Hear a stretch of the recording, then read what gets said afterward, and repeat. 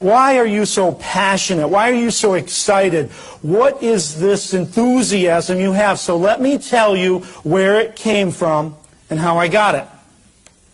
When I was 11 years old, had a wonderful life, fairy tale life. Mom and dad, very poor, but they loved the heck out of me and my brother and had a wonderful life. But when I was 11 years old, I woke up in the middle of the night. I heard a horrible noise. I ran in. My mother was crying. She was on the telephone, and my dad was screaming. And I got in bed, because that's where I always went when I felt unsafe, was into my parents' bed. And I held my dad, and he was crying and gasping for breath. I remember he had sweat. His whole body was sweating. Then he threw up on me, and he was gasping. My mother was crying, trying to get a doctor on the phone, because he had been under doctor's care.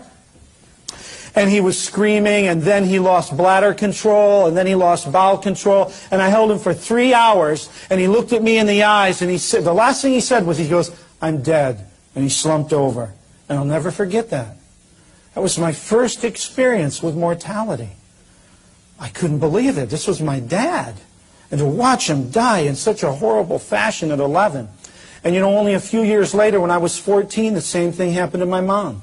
She died of a massive heart attack. And at 16, I was in trouble.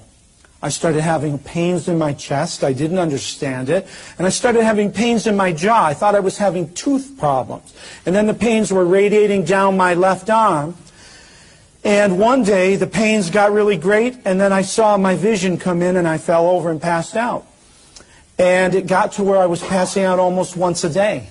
And then once or twice a day. And it got to the point where I was falling over about 3 times a day, and I knew I was in big trouble. And I went to the doctors. And I went to the hospital and the cardiac specialist, and the doctor said to me,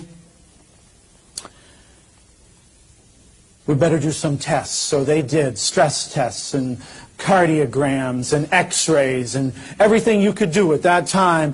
And the doctor came back in that room. He had a very gray look on his face, very sad, very scary. I think he was trying to stimulate my immune system. And he said, "You have a very grave condition." I thought, grave, does that mean that's where I'm headed? Love that terminology. He said, "You're very seriously ill." He goes, "You have deformed valves in your heart." And I said, "What does that mean?" And he said, "Well, what you're feeling is because your heart chambers are flooding at the wrong time." And he said, "You need to have surgery." And I thought, wait a minute, there's got to be a lot of other things I could do. And he goes, "If you don't have corrective surgery on these valves, by the time you're 19 or 20, you'll be dead, because there's no way this heart, the way it's flooding and it can't pump the blood, could pump the blood to an adult body. And being that you're 16, that's how you're surviving." So immediately I'm thinking, well, there must be other things. And I thought, what about my Aunt Hattie? See, I had an Aunt Hattie. She was really my great aunt when I was a kid. And all my grandparents were dead, but my Aunt Hattie survived because she was crazy, because she never drank tap water, ate her vegetables that she grew herself in the back. You know, she was nuts. And when we got sick, she'd grind up all sorts of weeds and stuff them down my brother and I's face, and we'd try to kick at her. She was an herbalist. We called her a witch. But, you know, we always got better. And so I said to the doctor, "Do you think my Aunt Hattie can help?" That's what he did. He just laughed at me. He just laughed at me. And I said, "Well, you know, I had bronchial pneumonia once, and she had me better in 2 days." I said, you know, and I went on about Aunt Hattie, and I saw his eyes go off. And I said, "Well, there must be something. What about exercise? I know I don't exercise a lot, but I'm willing to exercise. I'm willing to exercise a lot. What about eating different? I've seen health food stores starting to open up, and I heard about that. And they tested my cholesterol that day, and it was over 300, my cholesterol. I was trying to pump mud through my veins and arteries. I didn't know. And he said, listen, there is nothing that can help you except surgery." And they explained the surgery to me, and it was horrifying, cutting my ribs in half and taking a jack and jacking apart and sticking a knife in my heart. But he convinced me there was nothing else to do. So what are you going to do when your doctor says that? So I admitted myself to the hospital, and I sat in my room depressed, and they gave me drugs to take. And on my wing were all the other young people with bad hearts. So I got to meet them, and I met a real nice guy. His name was Bob. I'll never forget him. Wonderful man. And Bob and I became friends. You need a friend when someone's going to take a saw to you. And we became friends, and Bob was scheduled for his same surgery before me. The week before, I remember he had his surgery. The doctor came into my office with that horrified look on his face and told me that Bob died during the surgery. And I don't know what this thought was. I thought I was having a heart attack, but it was fear. And it started in my toes and came all the way up to my head. I felt like I was going to lose bladder and bowel control. And I thought, now wait a minute. Dad died, Mom died, Bob died. Who's next? It doesn't take a genius to figure this out. So I said, okay, no problem. He shut the door, and I was like, I got my clothes on, and I was gone.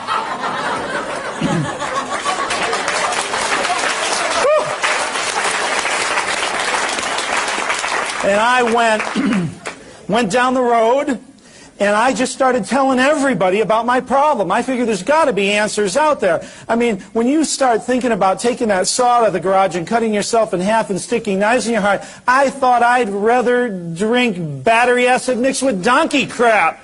I mean, you couldn't come up with the torture that I wouldn't do. So I said to everybody, what can I do? I got this heart. And the first person I ran into said, well, I think if you eat less red meat, it's better for your heart. And I had kind of heard that, but I thought it was some kind of anti-German group. Because, you know, I had blood for breakfast, lunch, dinner, and dessert. And, a little sugar thrown in. But we never ate any of that green stuff on the plate. We'd scrape that off and give it to the dog, and he wouldn't eat it either. There was always blood in my plate. And I thought, to stop that, I mean, that makes you strong. That makes you healthy. So I had to learn about my food program. And we're going to talk about food a lot later. And then I had to learn about cleansing and detoxification. And I already knew how to change the oil on a 1950 Ford. But I had no idea how to change the oil on this thing. And that was new. And I had to learn about moving my body. I had to move my body to be healthy. And I had to learn about expressing myself. You know, love. I learned that you cannot have healthy organs in your body if you have negative tapes running here. And if you want to have a healthy heart, you better learn how to give love and receive love, because until you do, that heart cannot be healed. There's negative and positive emotions that will kill or cure every organ in your body. And I had to learn that. And it took me about 3.5 years on this program that I put together in a hodgepodge way, just doing anything and everything. Walked in the health food store and I said, what do I do? And they said, sunflower seeds. Okay, give me 100 pounds. I mean, I did it all. 3.5 years later, I went back to the doctor and I said, I think I'm well. And he didn't even remember me. Then he got my file and he goes, oh yeah. He goes, you left the hospital. And I said, yeah. I said, check me out. And so they did electrocardiograms and x-rays and stress tests and all different cardiograms. And he came back in that room and he had that same horrified look on his face. And he goes, I just don't believe this. I don't believe this. He obviously was not a believer. I don't believe this. And he was shaking his head.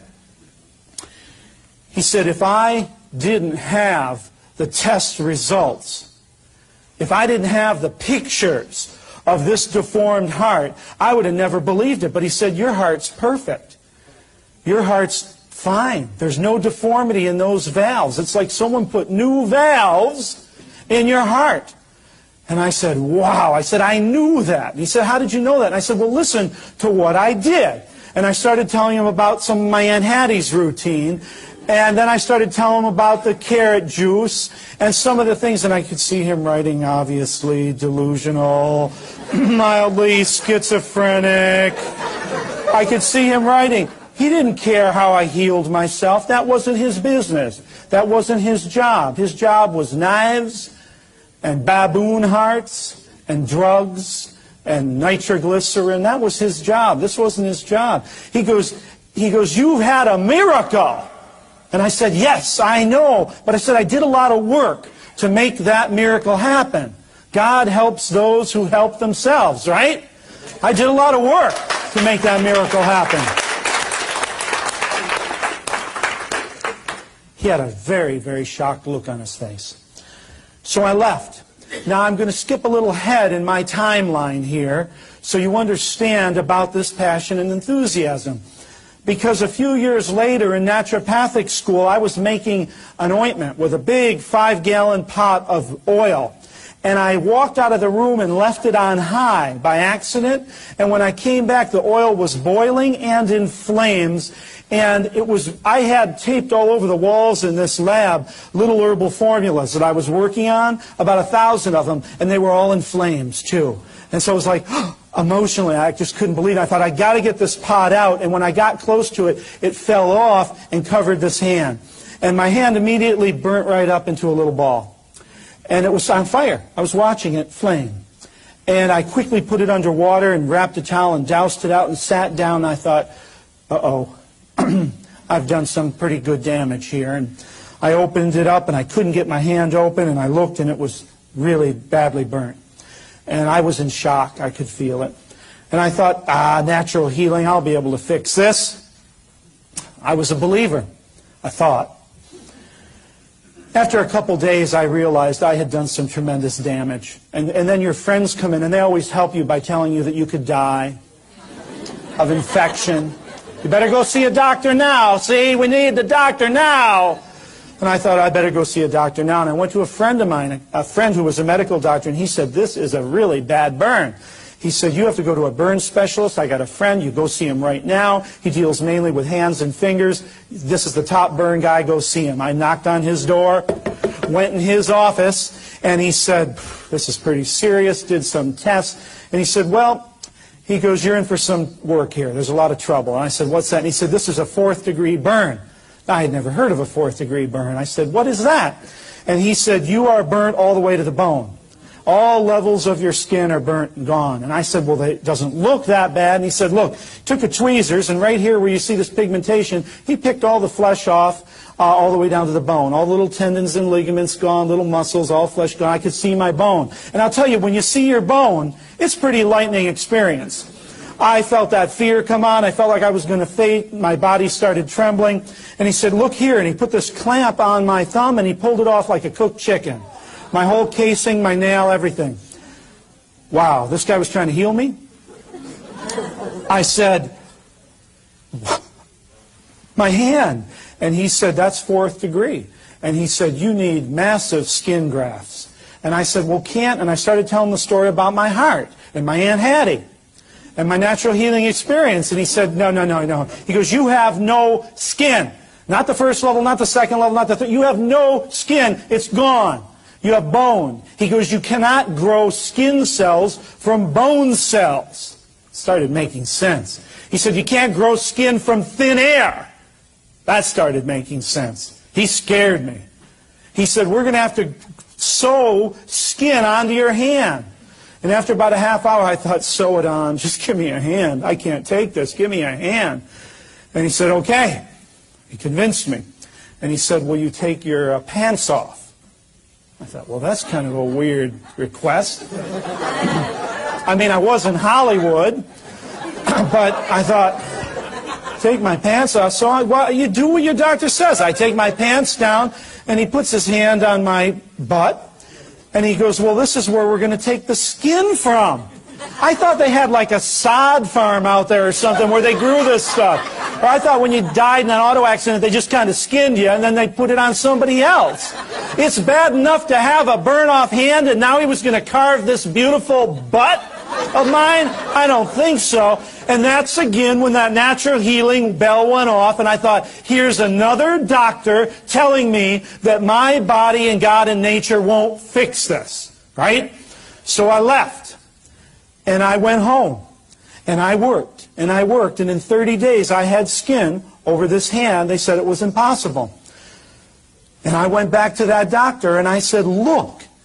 And he was, you could see it was like he had a physical shock from a battery pack under his chair. He went, and I said, look, 30 days, I got skin on this hand. And he said, I have never, ever seen that in my 30 years of practicing medicine. And I said, you've never seen it because all you do is sew people's asses onto their hand, right? I mean, how can you see the power of nature and God and your own healing ability if you don't give it a chance. This is about trusting and believing again, right? And I started to tell him how I did that.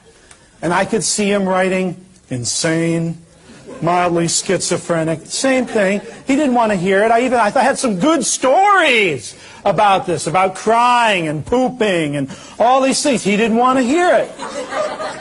About love, and when after a week I had to learn how to love this hand again, because I was holding it out there thinking, I'm fine, it's just this hand that's all messed up. And I had to learn how to love this hand again and give it some kisses to fix it. He didn't want to hear about the kisses either. Now let me skip a little bit further ahead in my timeline. Part of my exercise program, I thought, I want to ski. I saw a Warren Miller video. I wanted to hit the slope. So I took lessons, and I love lessons because I want to learn. Took a lot of ski lessons, got pretty good, and joined the NASCAR amateur races. And I was at Deer Valley, Utah, on one of the amateur races. I thought for sure I could win one of the medals. It wasn't going to be gold. But I thought, all I got to do is get to the bottom of this hill faster than anybody else. How hard could that be? And I'm going down and I'm doing the bamboos and hitting the bamboos and then got one turn left and I'm looking at the numbers. I shouldn't have been looking there. I am on my downhill ski. I got my full weight forward. I'm feeling great. That's what I heard. Just this big. Next thing I woke up, I was in the hospital. And there was a doctor holding my leg, and it was like this, dangling. And I thought, uh-oh, had a lot of snow around me. Turned into a human snowball. That's the story I heard. He said, you have really destroyed your knee. He was trying to build my immune system again, I think.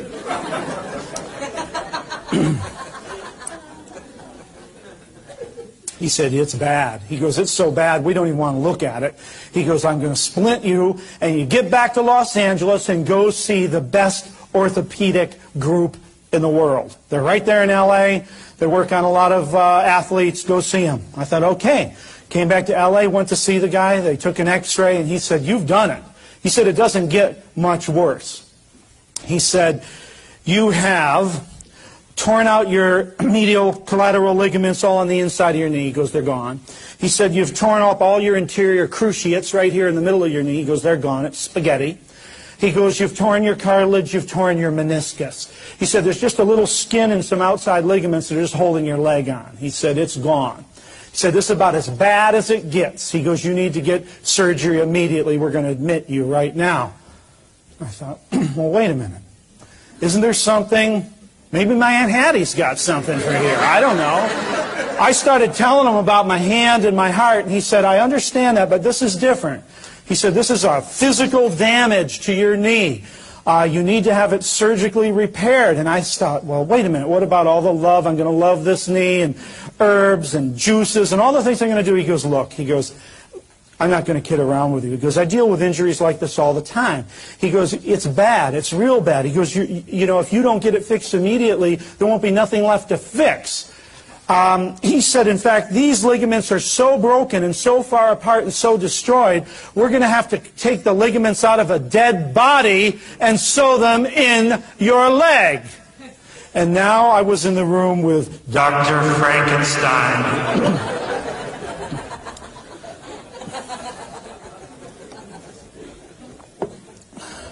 That's when that bell went off again. It was like the butt to the hand, you know, the saw here. Now they're going to take cadaver ligaments and sew them in me. And I thought, whoa, if I can build a heart, I can build a hand. I said in 30 days, I'm going to have a new knee. I was pretty cocky. Walked out of his office, and in 30 days, I didn't have anything. This thing didn't work at all. But in 60 days, I was limping. And in 90 days, I was walking without a limp. And here I am today. I never could tap dance. But here I am today with a new knee.